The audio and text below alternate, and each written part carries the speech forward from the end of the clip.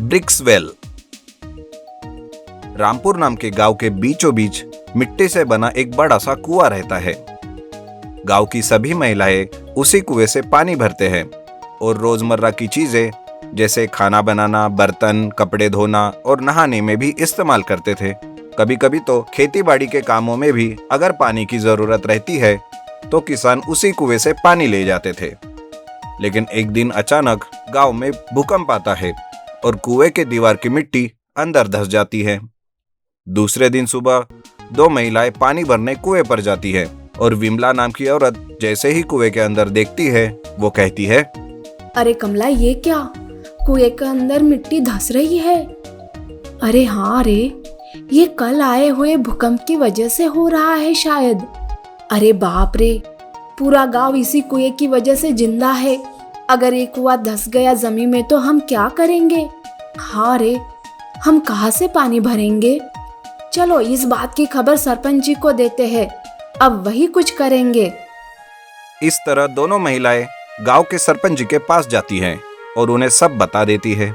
सरपंच जी से कुएं की बात पूरे गांव में फैल जाती है और सभी चिंता करने लगते हैं कि अब क्या होगा। अगर ऐसे ही मिट्टी कुएं में धंसती रहेगी तो हम सबको पानी मिलना बंद हो जाएगा।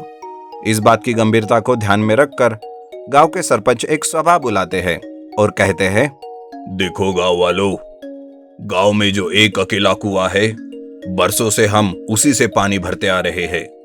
लेकिन कल आए भूकंप की वजह से कुएं की अंदरूनी दीवार की मिट्टी ढह गई है और कुएं की दीवारें मिट्टी की बनी होने की वजह से धीरे धीरे मिट्टी कुएं में धंस रही है। अगर ऐसा ही चलता रहा तो कुछ दिन में ही कुआं मिट्टी से भर जाएगा और हम तकलीफ में आ जाएंगे। हमें पानी के लिए भटकना पड़ेगा। ये सुनकर गांव का आदमी कहता है, तो अब हम क्या करेंगे सरपंच जी? आप ही कुछ बताइए। मैं यही कहना चाहता हूँ कि अगर किसी के पास कुछ सुझाव है तो वो कृपया अभी इसी वक्त दीजिए। ये सुनकर सभा समाप्त होती है और सब लोग अपने अपने घर चले जाते हैं। लेकिन सुंदर नाम का लड़का रात भर सोता नहीं और वो रात को ही कुएं के पास जाकर उसे ठीक से देखता है और सुबह सुबह सरपंच से जाकर मिलता है और कहता है, सरपंच जी, मेरे पास एक सुझाव है। अगर हमने उसे लागू किया तो हमारा कुएं का प्रॉब्लम हमेशा के लिए निकल जाएगा और हम आजीवन उस कुएं से पानी भरते ही रह सकते हैं। ठीक है सुंदर, बताओ, हम कोशिश करेंगे गांव के कुएं को बचाने के लिए। सुंदर सरपंच को उसका सुझाव बताता है और गांव के सभी लोगों को वह पसंद आता है। सारे गांव वाले मिलकर कुएं में धंसी मिट्टी को बाहर निकालते हैं और अंदर की दीवार को ईंटें लगाते हैं। इस तरह पूरे कुएं को ईंटों से ढक दिया जाता है, जिस वजह से फिर कभी मिट्टी धंसती ही नहीं और कुएं का पानी भी पहले से ज्यादा स्वच्छ और मीठा होने लगता है और वो कुआं हमेशा ही पानी देता रहता है। इस तरह सुंदर गांव के कुएं का प्रॉब्लम सुलझा देता है और सरपंच उसे उचित इनाम देते हैं। Underground magical safety locker. Sonapur नाम के गांव में चंदू नाम का एक जमींदार रहता था। उसके दो बेटे थे, राम और लखन। एक दिन चंद्रशेखर का देहांत हो जाता है। राम लखन से कहता है, देख लखन, तू मेरा सौतेला भाई है। ये हवेली और सारी जायदाद मेरी है और इस पर सिर्फ मेरा अधिकार है। भैया, आप ये क्या कह रहे हो?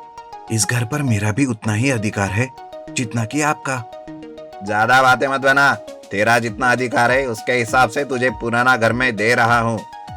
ऐसा कहकर राम लखन को धक्के मारकर घर से बाहर निकाल देता है। लखन रोते हुए उस घर से चला जाता है। वो घर एक खंडर के जैसा होता है। वहां पर ना बैठने के लिए कोई जगह होती है, ना ही सोने के लिए। लखन को कुछ समझ नहीं आता। वो सोचता है, अब ऐसे गुजारा नहीं कर सकते, मुझे मेहनत करनी ही पड़ेगी और इस घर को भी ठीक करना होगा। इधर राम सारी जायदाद और पैसा देखकर उसे गलत आदत लग जाती है, जैसे जुआ खेलना, शराब पीना। लेकिन लखन मेहनत करके रोजी रोटी कमाने लगता है। एक दिन वो घर के बेडरूम को साफ कर रहा था, तभी वहां पर एक रखे बेड को उसकी जगह से दूसरी जगह पर रखता है। तभी उसे वहां से एक रास्ता दिखाई देता है। अरे बाप रे, ये रास्ता तो अंडरग्राउंड में जाता है। लेकिन यहाँ ये अंडरग्राउंड क्यों बना है? वो उस सीढ़ियों से नीचे उतरता है और देखता है कि अंदर एक लॉकर रखा हुआ है। अरे, ये तो कोई लॉकर है इस अंडरग्राउंड में। लखन उस लॉकर को खोलने की कोशिश करता है। जैसे ही वो खुलता है, उस लॉकर में कुछ सोना और रुपया रखा हुआ दिखता है। यह देखकर लखन बहुत चौंक जाता है कि तभी उसे लॉकर से एक आवाज आती है। बेटा लखन, मैं एक जादुई लाकर हूं। यहाँ पर रखा हुआ सोना और रुपया तुम ले लो और इसका इस्तेमाल इस घर को ठीक करने के लिए करो। बाकी बचा रुपया गरीबों में बांट दो। आपका बहुत बहुत शुक्रिया, आपने मेरा काम आसान कर दिया। मैं इस घर को ठीक करने के लिए बहुत मेहनत कर रहा था। मुझे पता है तुम बहुत मेहनती हो, लेकिन जब भी तुम्हें कभी किसी चीज की जरूरत हो तो मेरे पास ही आना। लखन वो रुपए लेकर ऊपर आता है और अपने घर को ठीक करवाने में लगाता है।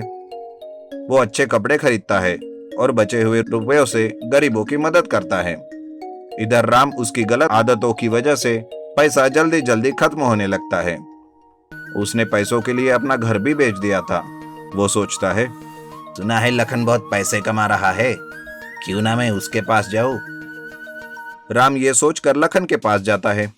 लखन मेरे भाई, मुझसे बहुत बड़ी गलती हुई है, मुझे माफ कर दे और अब मुझे अपनी शरण में ले ले मेरे भाई। अरे नहीं नहीं भाई, आप मुझसे बड़े हो और इस घर पर आपका भी पूरा अधिकार है। आप यही मेरे साथ रहो। राम लखन के साथ रहने लगता है, लेकिन राम के बिगड़े शौक की वजह से वो उसके घर से रुपया चुराने लगता है। एक दिन ऐसे ही रुपया खोजते खोजते वो अंडरग्राउंड में चला जाता है और उसे वो जादुई लॉकर दिखाई देता है। अरे वाह, तो ये है वो लॉकर जहां लखन सारा माल छुपा कर रखता है। अभी इसे तोड़ता हूँ। ऐसा कहकर राम उस लॉकर को खोलने की कोशिश करता है, लेकिन वो खुलता ही नहीं। फिर गुस्से से वो उस पर एक हथौड़े से वार करता है और उसका दरवाजा तोड़ देता है। लेकिन लॉकर में रखे हुए सोने को वो जैसे ही हाथ में लेता है, वो सोना कोयले में बदल जाता है। लॉकर कहता है, तू कितनी भी कोशिश कर तुच्छे इंसान, इस सोने का उपयोग करने के लिए सबसे पहले तुझे अच्छा इंसान ही बनना होगा।